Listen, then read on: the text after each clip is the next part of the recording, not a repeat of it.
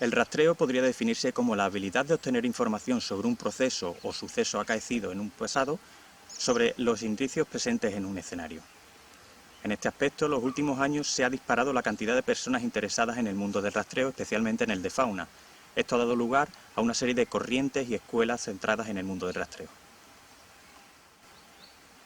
Entre estas escuelas está Cybertracker, que da lugar a dos vertientes diferentes. Por un lado, tenemos el estándar formativo basado en cursos y evaluaciones, y por otro lado, un cuaderno de campo georreferenciado digital. Esta herramienta, basada en un software de uso libre, permite el registro de cada uno de los indicios y rastros que vamos encontrando, pudiendo luego compartir esta información con redes sociales o bases de datos comunes. Y el estándar Cybertracker Formación da a su vez a dos vertientes. Identificación, que consiste en la identificación e interpretación de huellas e indicios, y por otro lado el pisteo, que es el seguimiento de individuos concretos a su observación. La raíz del conocimiento compartido de Cybertracker se basa en el icnotipo, que podría definirse como la imagen que recopila el conjunto de caracteres que identifican a una huella concreta de un animal. El estándar formativo Cybertracker ha dado lugar a una profesionalización de las habilidades del rastreo que ha permitido a algunos de sus socios participar en diferentes proyectos. En 2017, el incendio que amenazó el Parque Nacional de Doñana obligó a los responsables del centro de cría de la Acebuche a liberar determinados animales ante la posibilidad de no poder trasladarlos. Entre ellos estaban Fran y Aura, dos ejemplares de avanzada edad que habían nacido en libertad. La búsqueda de indicios de estos dos animales se realizó tanto a pie como en vehículo, borrando cada día las huellas del día anterior para evitar confusiones. Aura fue encontrada en las proximidades del centro de cría un par de días después, y gracias a la actuación de José María Galán como rastreador, fue posible su captura en uno de los observatorios donde se había refugiado. Por otro lado, Fran fue rastreado durante más de 7 días a través de una rotación de rastreadores que intentaban no perder el rastro. No obstante, el alejamiento del animal imposibilitó que fuera encontrado en las cercanías del centro de cría. En torno a unos días después, fue localizado a casi 14 kilómetros de distancia, en un lugar en el que en ningún momento los rastreadores a pie hubieran podido llegar desde su ubicación inicial en el centro de cría. Como conclusiones de este trabajo, se extrajeron que como prioridad siempre hay que mantener la seguridad del personal que actúa. En segundo lugar, que una intervención rápida ante agentes cambiantes aumenta enormemente la posibilidad de éxito del rastreo.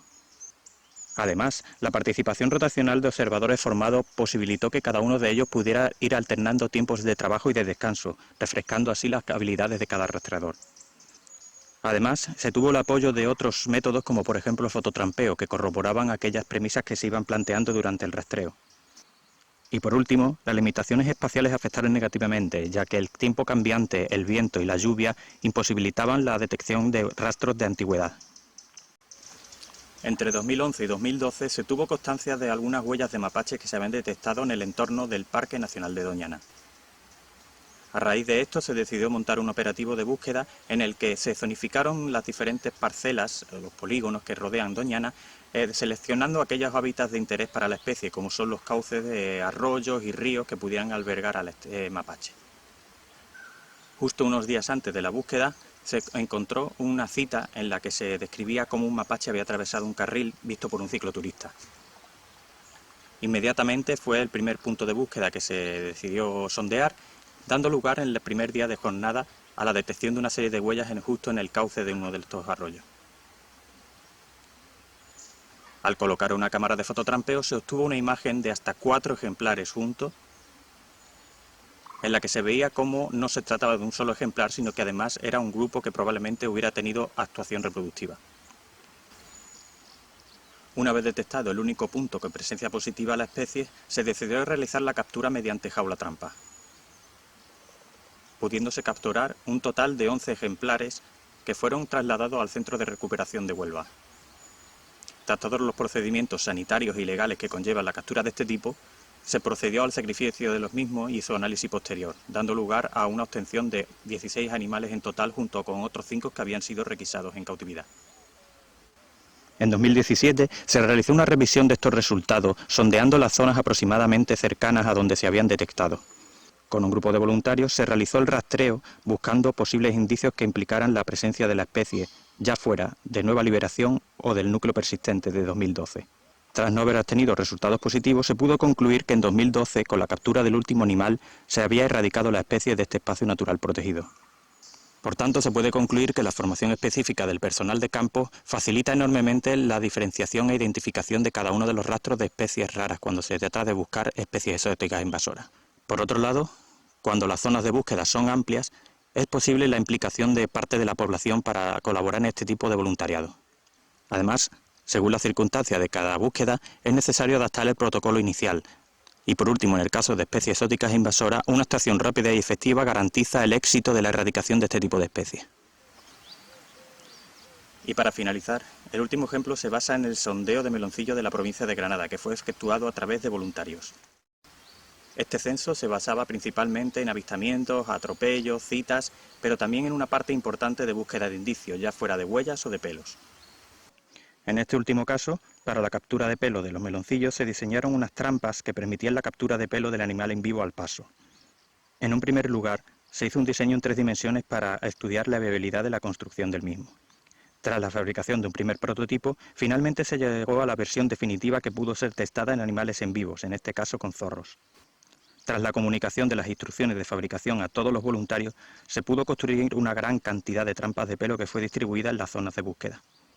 En una actuación de uso real, se pudieron obtener pelos de diferentes especies, pudiéndose identificar las de meloncillo visualmente debido a su patrón. Años después, este mismo tipo de trampa de pelos fue utilizado por el proyecto Melocan, el cual busca la presencia del mismo especie en el Castilla-La Mancha. Por lo tanto, se puede concluir que este proyecto fue adaptado a las premisas condicionantes de la utilización de voluntarios en el sondeo de campo. Por otro lado, que la elección de los métodos para detectar a la especie fueron los adecuados, ya que se obtuvieron positivos tanto en la búsqueda de indicios como en la obtención activa de pelo. Por otro lado, vuelve a ser importante la formación de los voluntarios que participaban en el proyecto. Además, en el diseño y fabricación de las trampas de pelo hay que estudiar la perfecta combinación entre economía y eficacia que permite la fabricación por parte de los participantes en el proyecto. Antes de su fabricación masiva es necesario un testaje en condiciones controladas para comprobar que es eficiente. Por último, su uso real en el proyecto para la obtención de resultados y la evaluación de los mismos para corroborar que dicho diseño es óptimo para este tipo de trabajo. Como conclusiones generales podemos decir que los mamíferos han sido un grupo ampliamente estudiado a través del rastreo, tanto por su actitud terrestre como por su gran tamaño, en la mayoría de los casos. Por otro lado, que es necesario una formación estandarizada, verificada y rigurosa, lejos de misticismo y de gurús. Por otro lado, cuando existe consulta, es necesario recurrir a profesionales con experiencia. Y por último, que toda la información obtenida debe ser reportada a base de datos para contribuir a la ciencia. Para finalizar, es necesario destacar que en 2019 se creó la SIRA, la Sociedad Ibérica de Rastreo. Esta asociación unifica a más de 100 rastreadores de toda la península ibérica, Portugal y Andorra en un grupo de personas que están dispuestos a compartir y realizar actividades en conjunto. A través de redes sociales y de su página web es posible obtener información de cómo hacerse socio y cómo participar en las actividades que se vayan planteando en el futuro.